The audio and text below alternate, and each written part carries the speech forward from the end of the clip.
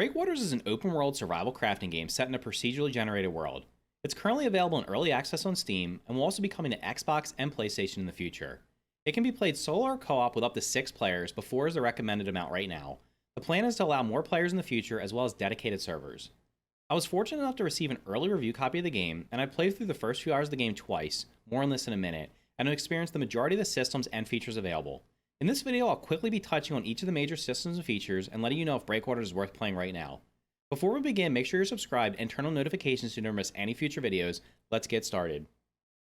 Alright, so like I did in the Lens Island review that I did, I think what I'm going to do is I'm going to just show you the major systems in the game and the features and talk about them, and then tell you what I think the pros and cons are, and then give my assessment of whether or not the game's worth playing right now. So like I said, Breakwaters is an open world survival crafting game, just came out today as I'm recording this.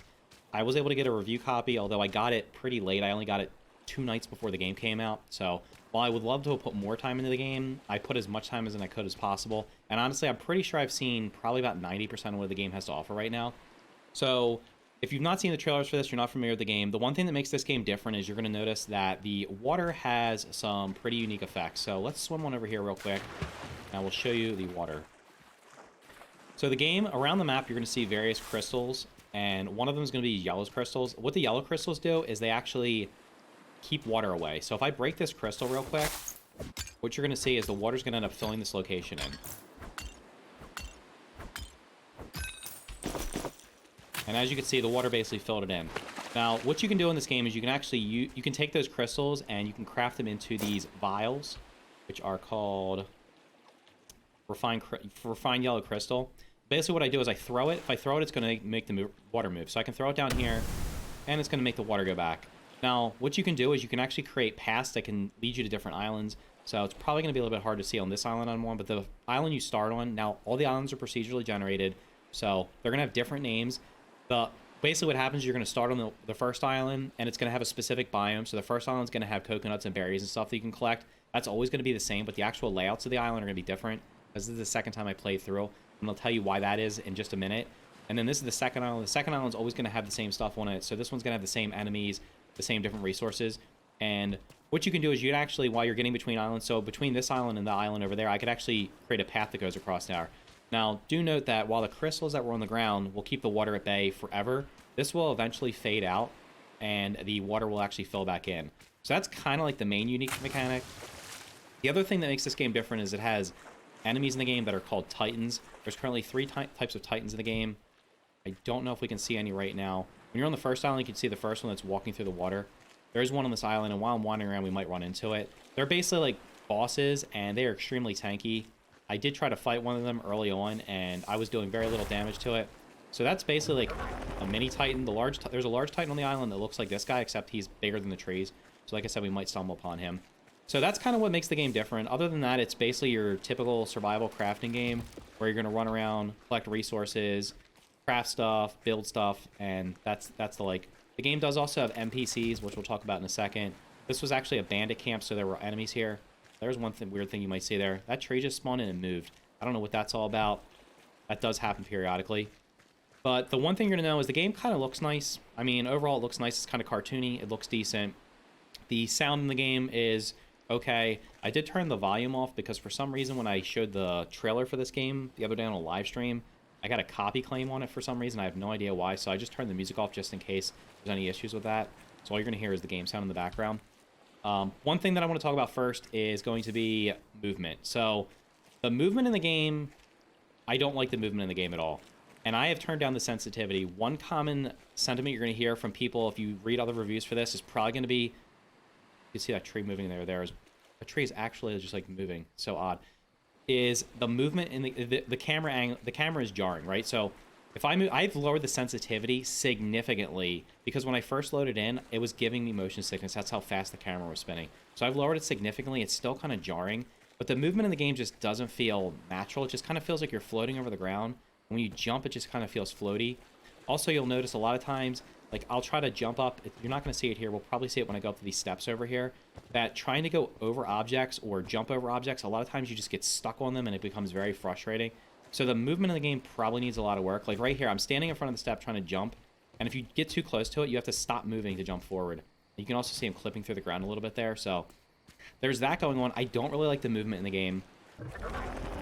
So now let's talk about combat in the game. And the combat in the game is pretty lackluster, to be honest. Basically, you just hit the enemies and then run away. So we got this enemy over here. He's going to be... We're going to hit him. So there's no way to block. There's no way to dodge. Basically, what you have to do is you run up and hit them, and then just run away and hit them and hope you don't get hit in the meantime. So just run up, hit them. Sometimes you can hit them twice. They're pretty basic attacks. They're not that hard. Honestly, you could probably tank stuff. I have on, I think, the tier 2 armor right now. Maybe I only have the tier 1. I can't remember. But they're pretty weak. This is a level 1, of course, so I could just sit here and tank it. But the combat is just not great. So that's the combat you're going to find. That's all the combat I've seen so far. I did check to make sure there was no shields. I didn't see any shields in the game. There might be shields that I haven't unlocked yet because I haven't unlocked everything. But currently, there's no way to block. The controls provide no way to block. There's no way to dodge. The only movement you have is jumping and sprinting. So essentially, when you're fighting, and this boar's not going to attack me, but I could attack it. When you fight a hostile mob, your option is run up, hit it, and then run away, which is pretty frustrating because honestly, there are some non-player character mobs on the map that are humanoid. I guess I don't know if they're pirates or something, and they'll end up shooting like bows and stuff at you, and you can't block it. You basically just have to run around. You're going to take damage, and all you can do is run up and attack them and just try to run around in circles and not get hit. So the combat definitely needs work. I don't know why they didn't add dodging and or rolling and then blocking. Any of those things would make the combat much better. I mean, in general, it's just a very simple combat system. I think it could use some work. Next up, let's talk about resource gathering. So like pretty much any survival game, you can gather resources. Now, the interesting part about Breakwaters is you don't have to have a specific tool or weapon to harvest a resource. For example, I can hit this with my sword and it'll do 5 damage. Hitting with an axe is actually going to do the same amount of damage. And there you will find that there are optimal tools for using on specific things. Like you're going to do more damage to a rock using a hammer rather than using an axe or a sword. And as you'll see, the resources just drop on the ground. Now, the resources are pretty easy to get. Chopping down a tree is not that hard. Gathering the resources is not that hard. The issue with resources is there are just way too many resources in the game. I don't actually have everything in here, but we can go over to my chest in a second. And what you're going to notice is very quickly, almost immediately, and I have the level 2 backpack on right now, which is the cloth bag. So you start off with just this row down here. So you get 1, 2, 3, 4. You get eight slots. There's a tier 1 bag that's going to give you a couple more. And then the tier 1 bag gives you a couple more slots. And then this is the tier 2 cloth bag. This is going to give you more. There's currently one more in the game that I've seen. Not sure if there's more, but I guess theoretically you could fill up this entire thing. But what you're going to find is early on, before you can craft these upgrades, is you're just going to have resources laying all over the ground. There's resources here. If I went back to the starting island, if the stuff hasn't despawned, there's literally resources everywhere because you can't pick them up, especially when you're just starting out. I love these trees moving. That's so interesting. And what ends up happening is you have to build a bunch of storage crates, and building storage crates becomes a problem. Just crafting them, you have to basically just drop your stuff on the ground, make a bunch of storage crates. Like over here, I already have 3 storage crates set up, and they're probably all full. Yeah, so this one's already full. This one's already full. This one's already full. They only have 6 slots. They can carry more per stack than your inventory, but overall, there's just, to me, they need to give a bigger backpack size at the beginning of the game. Gathering the resources is super easy. It's very obvious like where you're going to get them from, and you'll end up getting way too many. Like, you should never not have enough of a resource. In fact, it's way too easy, honestly, to get enough food and drink to just be able to, like, pretty much not get hungry or thirsty as long as you're paying attention, especially on the first island. And then other than that, and the other way that you can upgrade how much you can carry is going to be your player stats. So you'll notice here we have 3 different levels. We have the homesteading, we have the adventuring, and we have the exploration. Doing different things is going to allow you to be able to unlock these. So this is going to be building things, is going to give you more XP. Adventuring is going to be completing missions and fighting enemies. And then exploration is going to be finding new islands and points of interest. So basically every time you do something, you're going to get XP, and including harvesting resources. Every time you go up a level, you get a stat point, and you can put your stats into agility, endurance, constitution, hydration, and hunger. I've been focusing on endurance because it gives you higher stat count size. That's what I've been focusing on first, because I just keep getting frustrated of not having enough resources or not having enough space to carry everything. So I think that could use a little bit of work. I mean, managing resources is pretty typical. I think most survival games are kind of along the lines of how do you manage resources. Next up, I want to take a look at the crafting system. So by default, what you're going to have to do is you're going to have to craft the builder's bench. This is going to be like your workbench, your tool bench, like in most other survival games. This is going to allow you to craft most things in the game. There are some basic things you can craft, like the crab shell axe, and the boat flare, which you're going to need to call the boat in. Everything else you're going to need to start by crafting the builder's bench here. Now, not everything on here you're going to see. There's no spoilers here. This is all stuff that's on here. You can see when you start off, you're going to have some items like the leaf hat are going to be available. You're going to have other items that will have like a little white lock that you can unlock immediately. And then the ones with the gold lock, you have to unlock by crafting other things. Now, interesting enough, like I have the cloth bag. I didn't craft it myself. I bought it from one of the NPCs, and it didn't unlock it. So I guess I have to craft one also to be able to use this. So, of course, you're going to see we have some equipment here, which is going to be basically armor and backpacks. You're going to have your standard, you have axes, swords, hammers, and bows. Over here, we're going to have, these are going to be the refined crystals, which I showed earlier. The yellow is going to be the one that moves water away, or makes water kind of, yeah, just makes water move away. The blue is going to actually make water appear. So if you like want to build a swimming pool or something, or just want to make an area watered, you can actually throw one of these and it'll fill it up. You're going to need this for some of the puzzles in the games also. We have these utilities here. Next up, we have the other things here. So we have, these are more crafting things. You're going to need, there's a crystal bench, which you can use to upgrade weapons. I haven't unlocked that yet. Refinery, forge, all these things. So there's lots of different things you can craft in the game. And one of the systems that I've obviously not been able to get to, but there are videos on the devs YouTube channel. You can actually move water by creating pipes. So you can fill places with water. You can actually also drain water out of it as well. And then last but not least, we're going to have the building stuff, which I guess would be, let's just talk about building right now. The building in this game, from what I've seen, other than building these benches here and this stuff here, which is the basic stuff like the refinery, the forge, and stuff like that, as you can see here, I have my base built up on a rock here. On the starting island, I have my stuff built basically right next to where the starting NPC that you have to talk to is. That's going to help you progress through the main quest. You can build. It is, in my opinion, it's a little bit expensive, honestly. I mean, it takes so it takes 8 pine logs to build one wall, and I can only carry 16 in the stack right now, plus the seagrass. The floors take 5, plus you have to have nails. You're going to need to make iron to get nails. And overall, the cost of crafting the pieces is a little bit expensive, and you can't actually place down blueprints. You have to you have to basically craft the pieces and then place them down. So I guess we could craft some walls here real quick, just to show you what it looks like. The positive of the building system is you can pretty much build wherever you want, I guess, as long as it turns blue. You can also turn it, so it can turn on, I guess that's what, 15 degrees? That would be, yeah, I think it turns only 15 degrees. So you can turn at any angle. You can actually build underwater. So the only useful place for building would be to build, you can deflect water by building, so you can stop the water if you want to do something like that, maybe build a path out to something, but you're going to have to build a lot.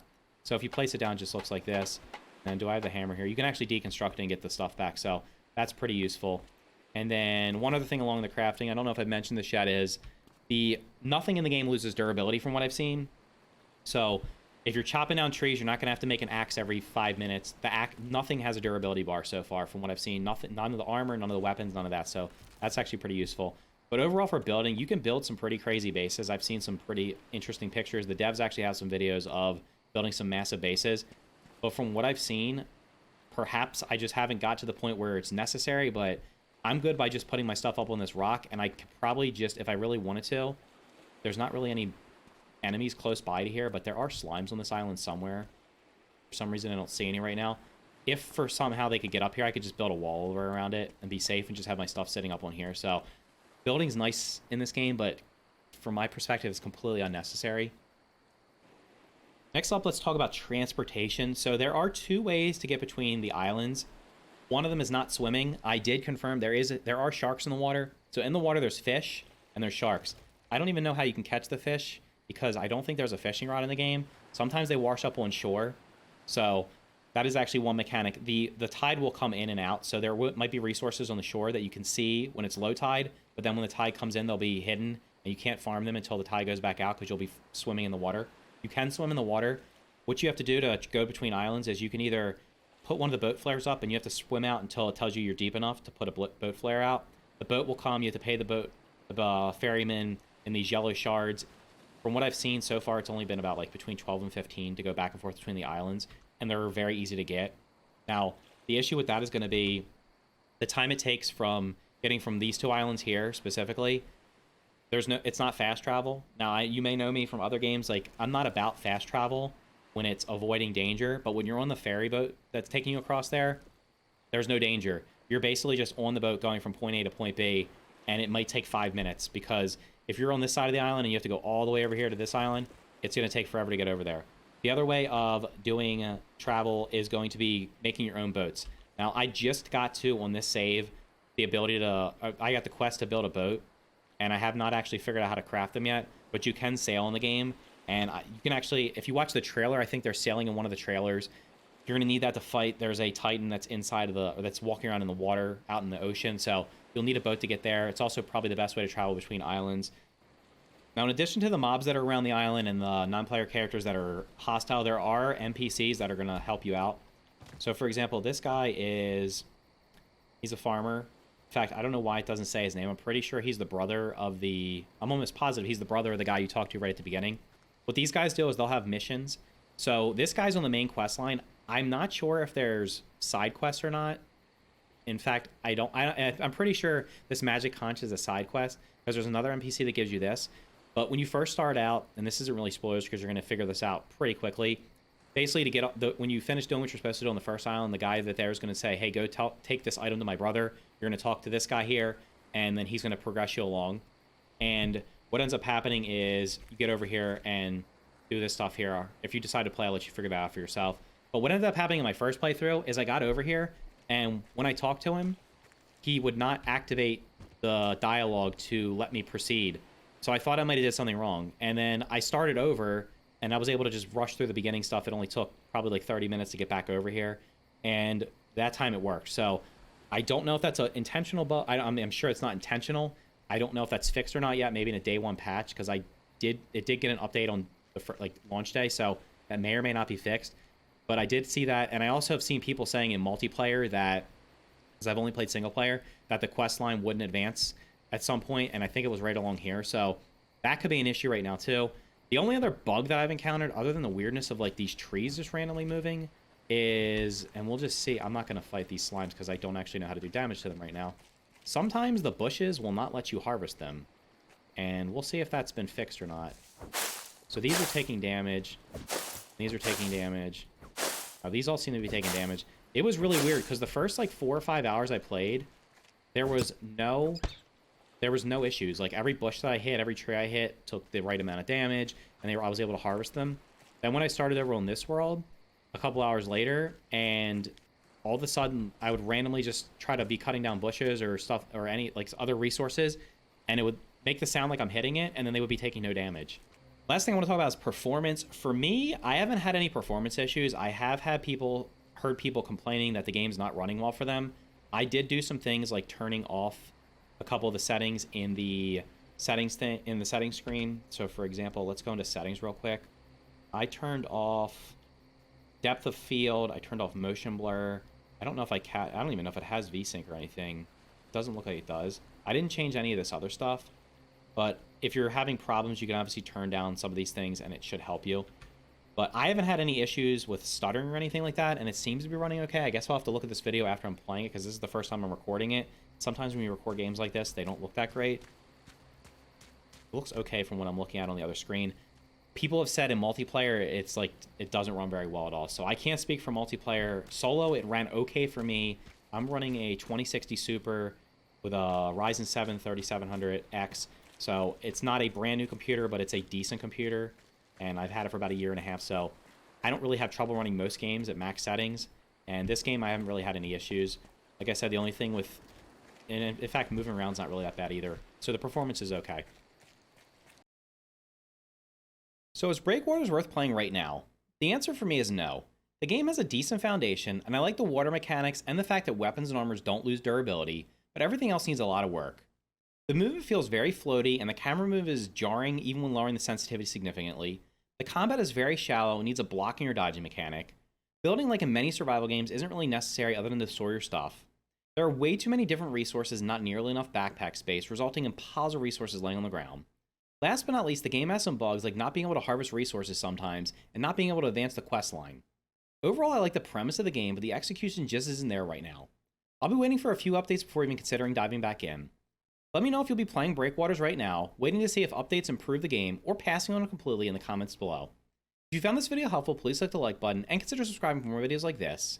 If you want to support the channel even further, you can become a member today for less than $2 by clicking the card on the screen right now. Doing so will unlock loyalty badges and exclusive emotes that can be used in the comments and during live streams. You can also get your name mentioned in videos like the Overseer 91. Thank you to the Overseer 91 and all my other channel members who help make videos like this possible. Thank you for watching, and I'll see you in the next video.